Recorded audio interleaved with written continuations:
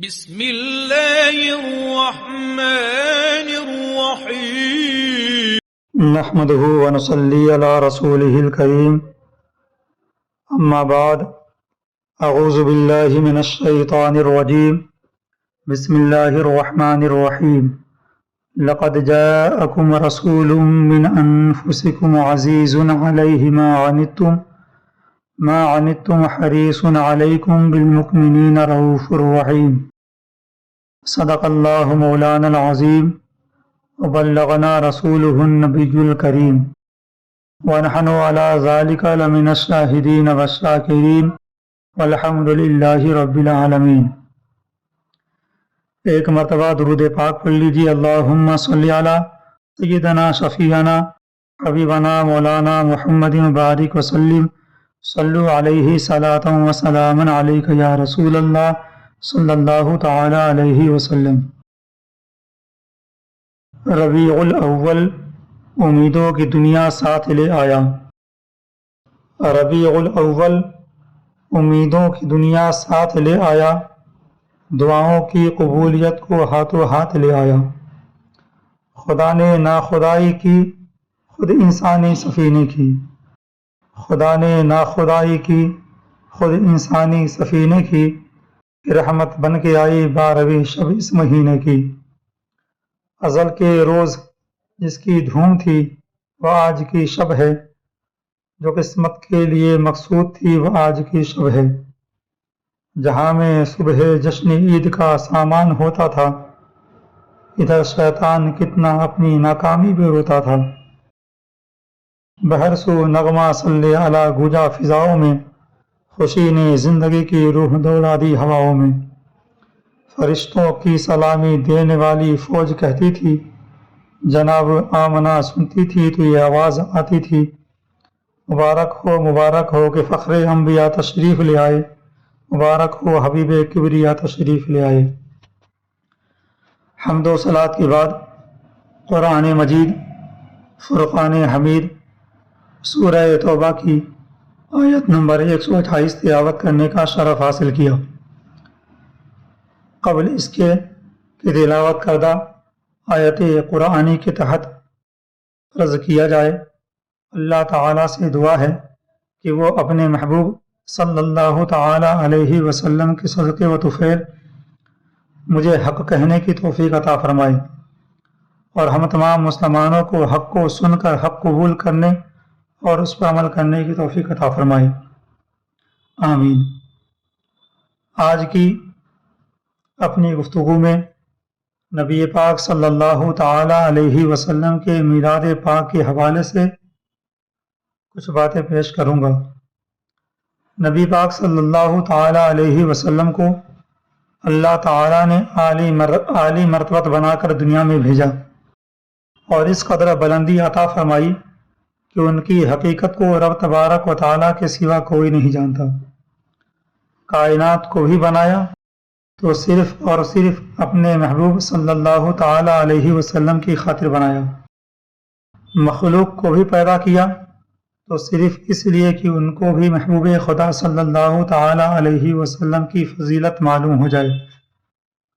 چنانچہ حدیث پاک میں آیا، مواہب اللدنیہ جلد اول صفحہ 60 پر نقل ہے کہ حضرت جبریل علیہ السلام نبی پاک صلی اللہ تعالی علیہ وسلم کی خدمت میں حاضر ہوئے اور کہا، آپ کا رب یہ فرماتا ہے کہ میں نے ابراہیم علیہ السلام کو خلیل بنایا اور آپ کو اپنا حبیب بنایا۔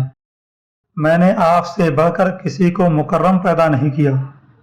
میں نے دنیا والوں کو اس لیے پیدا کیا ہے کہ میرے نزدیک جو آپ کی کرامت و منزلت ہے وہ بندوں کو معلوم ہو جائے۔ اے محمد صلی اللہ تعالی علیہ وسلم، اگر آپ نہ ہوتے تو میں دنیا کو پیدا نہ کرتا۔ کسی شاعر نے کہا، کونین بنائے گئے سرکار کی خاطر، کونین کی خاطر تمہیں سرکار بنایا، نہ کیوں آرائشیں کرتا خدا دنیا کے ساما میں، تمہیں دلہا بنا کر بھیجنا تھا بزم انقا میں۔ مواہب اللدنیہ جلد اول صفحہ 37 پر ہے کہ حضرت سہل بن صالح علیہ الرحمہ نے روایت بیان کی ہے کہ میں نے ابو جعفر بن علی رضی اللہ تعالی عنہ سے پوچھا، حضور نبی کریم صلی اللہ تعالی علیہ وسلم انبیاء سے مقدم کیوں کر ہو گئے، حالانکہ جو انبیاء مبعوث کیے گئے ہیں حضور صلی اللہ تعالی علیہ وسلم ان میں سب سے آخر میں آئے۔ حضرت ابو جعفر نے جواب دیا، اللہ تعالیٰ نے جبکہ عالم و زمین میں بنی آدم سے عہد لیا اور ان کی پشتوں سے ان کی اولادوں کو نکالا اور ان کو ان کے نفوس پر گواہ ٹھہرا کر یہ دریافت فرمایا، کیا میں تمہارا رب نہیں ہوں؟ اس مخلوق میں سب سے پہلے جس شخص نے بلا انتا ربنا، یعنی تو ہی ہمارا رب ہے، کہا وہ تاجدار کائنات صلی اللہ تعالی علیہ وسلم کی ذات ہے۔ اس وجہ سے آپ انبیاء کرام علیہم السلام سے مقدم ہیں۔ مصنف عبد الرزاق میں امام عبد الرزاق علیہ رحمہ فرماتے ہیں کہ مجھے حضرت معمر رضی اللہ تعالی عنہ نے ان سے امام ابن منقدر رضی اللہ تعالی عنہ اور انہیں حضرت جابر رضی اللہ تعالی عنہ نے بیان کیا کہ میں نے رسول کریم صلی اللہ تعالی علیہ وسلم سے پوچھا، اللہ تعالیٰ نے سب سے پہلے کون سی چیز پیدا کی؟ اللہ کے رسول صلی اللہ تعالی علیہ وسلم نے فرمایا، اے جابر، وہ تیرے نبی کا نور ہے، اللہ نے اسے پیدا فرما کر اس میں سے ہر خیر پیدا کی اور اس کے بعد ہر شے ہر چیز پیدا کی۔ جب اس نور کو پیدا فرمایا تو اللہ تبارک و تعالیٰ نے اسے 12,000 سال تک اپنے قرب میں رکھا، پھر اس نور کے 4 حصے کیے، ایک حصے سے عرش و کرسی، دوسرے سے حاملین عرش، تیسرے سے خازنین کرسی پیدا کیے، پھر چوتھے حصے کو مقام محبت پر 12,000 سال رکھا، پھر اسے 4 حصوں میں تقسیم کیا، ایک حصے سے قلم، دوسرے سے جنت، پھر چوتھے جز کو مقام رجا پر 12,000 سال تک رکھا، پھر اس کے 4 اجزاء کیے، ایک حصے سے ملائکہ، دوسرے سے شمس، تیسرے سے چاند اور ایک جز سے ستارے بنائے، پھر چوتھے جز کو مقام رجا پر 12,000 سال تک رکھا، پھر اللہ تعالیٰ نے اس پر نظر کرم فرمائی تو اس نور کو پسینہ آیا جس سے 1,24,000 نور کے قطرے جھڑے، تو اللہ تعالیٰ نے ہر قطرے سے نبی یا رسول کی روح پیدا کی، پھر ارواح انبیاء نے سانس لیا تو اللہ تعالیٰ نے ان سانسوں سے تا قیامت اولیاء، شہداء، سعداء اور فرما برداروں کی روح کو، ارواح کو پیدا فرمایا۔ تو اے جابر، عرش و کرسی میرے نور سے، کروبین میرے نور سے، روحانیوں میرے نور سے، ملائکہ میرے نور سے، جنت اور اس کی تمام نعمتیں میرے نور سے، 7 آسمان میرے نور سے، عقل و توفیق میرے نور سے، ارواح رسول و انبیاء میرے نور سے، شہداء اور صالحین میرے نور سے، پھر اللہ نے میرے نور کو 12,000 سال رکھا، اور یہ مقام عبودیت، سکینہ، صبر، صدق و یقین تھے، تو اللہ تعالیٰ نے اس نور کو 1000 سال تک اس پردے میں غوطہ زند رکھا۔ جب اسے اس پردے سے نکالا اور اسے زمین کی طرف بھیجا تو اس سے مشرق و مغرب یوں روشن ہوئے جیسے اندھیری رات میں چراغ۔ پھر اللہ تعالیٰ نے حضرت آدم کو زمین کے واسطے پیدا کیا تو ان کی پیشانی میں نور رکھا، پھر اسے حضرت شیش کی طرف منتقل کیا، پھر وہ طاہر سے طاہر کی طرف منتقل ہوتا ہوا حضرت عبداللہ کی پشت میں اور سیدہ آمنہ کے شکم میں آیا۔ پھر اللہ تبارک و تعالیٰ نے مجھے دنیا میں پیدا فرما کر رسول کا سردار، رحمت للعالمین اور تمام روشن اعضاء والوں کا قائد بنایا۔ تو جابر، یوں تیرے نبی کی تخلیق سے ابتدا ہوئی۔ معلوم ہوا کہ اللہ تعالیٰ نے کائنات میں سب سے پہلے اپنی نور کے فیض سے اپنے محبوب صلی اللہ تعالی علیہ وسلم کے نور کو پیدا فرمایا، فی نور محمدی سے کائنات کی ہر شے پیدا فرمائی۔ کسی شاعر نے کہا ہے، تخلیق میں پہلے نور ان کا، آخر میں ہوا ہے ظہور ان کا، تخلیق جہاں ہے ان کے لیے، ختم ان پر نبوت ہوتی ہے۔ نور محمدی تخلیق کرنے کے بعد اللہ تعالیٰ نے جب اس نور کو انبیاء کرام علیہ السلام کی پیشانی میں چمکانے کا ارادہ فرمایا تو دیکھیں کس قدر اہتمام فرمایا، ایسا اہتمام کہ کائنات میں کسی کے ایسا اہتمام نہ فرمایا۔ اپنے بے مثل رسول کو کیسی یکتائی عطا کی، آئیے سبل الہدیٰ والرشاد کے حوالے سے سنتے ہیں۔ سبل الہدیٰ والرشاد جلد اول صفحہ 37 پر نقل فرماتے ہیں، ابو سعد نے الشرف میں، ابن جوزی نے وفاء الوفا میں حضرت کعب الاحبار سے روایت کیا ہے کہ انہوں نے فرمایا، جب اللہ تعالیٰ نے محمد مصطفیٰ صلی اللہ تعالیٰ علیہ وسلم کو تخلیق کرنے کا ارادہ فرمایا تو جبریل کو حکم دیا کہ وہ مٹی لے کر آئیں جو زمین کا دل، اس کی رونق اور اس کا نور۔ جبریل نیچے تشریف لائے، ان کے ہمراہ فردوس اور رفیق اعلیٰ کے ملائکہ تھے۔ انہوں نے اس جگہ سے مٹھی بھر مٹی مبارک لی جہاں آج حضور نبی کریم صلی اللہ تعالی علیہ وسلم کی قبر انور ہے۔ یہ مٹی روشن اور منور تھی، اسے جنت کی نہروں کے رواں پانی آب تسنیم سے دھویا گیا حتیٰ کہ وہ چمکتا ہوا موتی بن گیا۔ اس کی بہت بڑی بڑی شعاعیں تھیں۔ پھر ملائکہ نے یہ مٹی عرش، کرسی، آسمانوں اور زمین کے ارد گرد گھمایا حتیٰ کہ ملائکہ نے حضرت آدم کو جاننے سے پہلے محبوب خدا کو پہچان لیا۔ حضور نبی کریم صلی اللہ تعالی علیہ وسلم کا نور پاک حضرت آدم کی پیشانی میں دیکھا جا سکتا تھا۔ ان سے کہا گیا، آدم یہ آپ کی اولاد کے سردار ہیں، یہ نبی و مرسل ہیں۔ جب حضرت حوا کے بطن میں حضرت شیش جلوہ گر ہوئے تو یہ نور حضرت آدم سے حضرت حوا کی طرف منتقل ہو گیا۔ حضرت حوا کے بدن سے بیک وقت 2 بچے پیدا ہوتے تھے مگر حضرت شیش تنہا پیدا ہوئے۔ یہ نور مصطفیٰ صلی اللہ تعالی علیہ وسلم کی عزت و کرامت کی وجہ سے تھا۔ پھر یہ نور ایک پاک شخص کی طرف منتقل ہوا حتیٰ کہ آپ کی ولادت ہو گئی۔ قرآن فرماتا ہے، الذی یراک حین تقوم وتقلبک فی الساجدین، جو آپ کو دیکھتا رہتا ہے جب آپ کھڑے ہوتے ہیں، ہم تمہارا نور پاک سجدہ کرنے والوں میں دیکھ رہے ہیں۔ امام ابو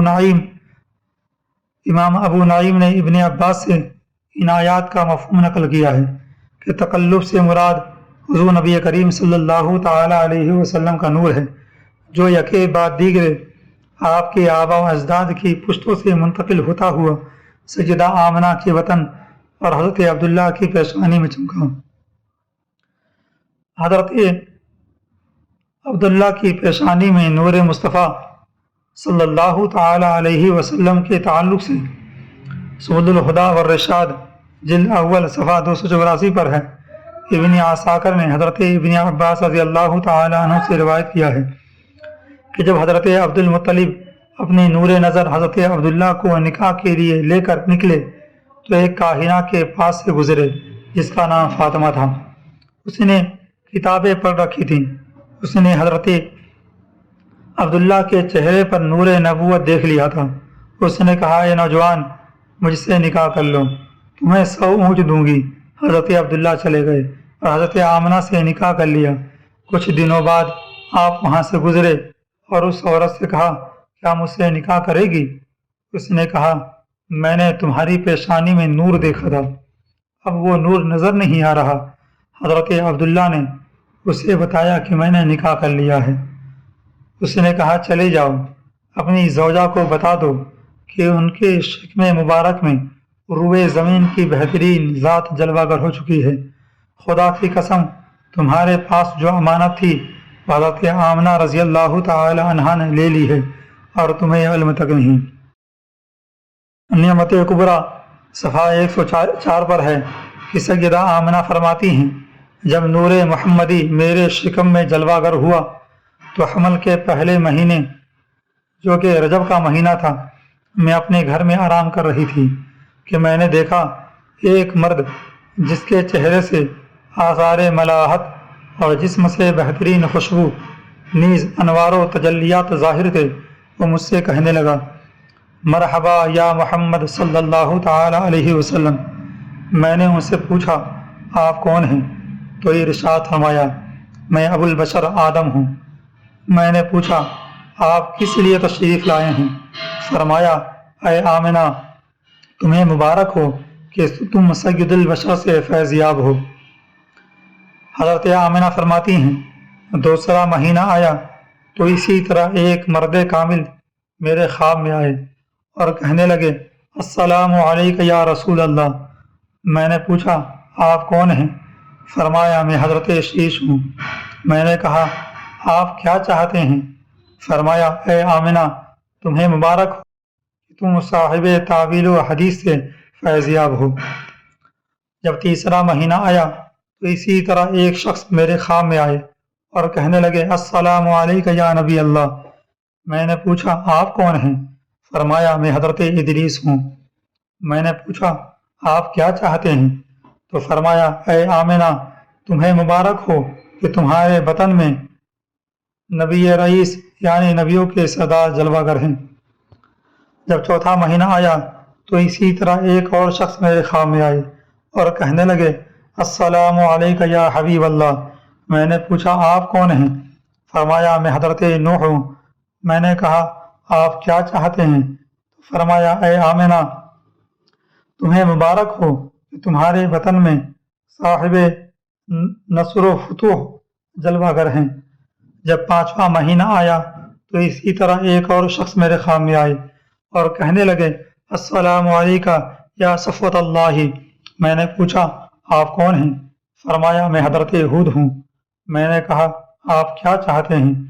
فرمایا اے آمنہ تمہیں مبارک ہو کہ تمہارے بطن میں نبی مکرم جلوہ گر ہیں جو کہ قیامت کے دن شفاعت کبریٰ کے مالک ہوں گے۔ حضرت آمنہ فرماتی ہیں جب چھٹا مہینہ آیا تو اسی طرح ایک اور شخص میرے خواب میں آئے اور کہنے لگے السلام علیک یا رحمت اللہ۔ میں نے پوچھا آپ کون ہیں؟ فرمایا میں حضرت ابراہیم خلیل اللہ ہوں۔ میں نے پوچھا آپ کیا چاہتے ہیں؟ فرمایا اے آمنہ تمہیں مبارک ہو کہ نبی جلیل تمہارے وطن میں جلوہ گر ہیں۔ جب ساتواں مہینہ آیا تو اسی طرح ایک بزرگ میرے پاس آئے اور کہنے لگے السلام علیکہ یا من اختارہ اللہ۔ میں نے پوچھا آپ کون ہیں؟ تو فرمایا میں اسماعیل ذبیح اللہ ہوں۔ میں نے پوچھا آپ کیا چاہتے ہیں؟ تو فرمایا تمہیں مبارک ہو نبی رجیح و ملیح یعنی بہترین اور نمکین حسن والے تمہارے شکم میں جلوہ گر ہیں۔ جب آٹھواں مہینہ آیا تو اسی طرح ایک بزرگ میرے خواب میں آئے اور کہنے لگے السلام علیکہ یا خیرت اللہ۔ میں نے پوچھا آپ کون ہیں؟ فرمایا میں موسیٰ علیہ السلام ہوں۔ میں نے پوچھا آپ کیا چاہتے ہیں؟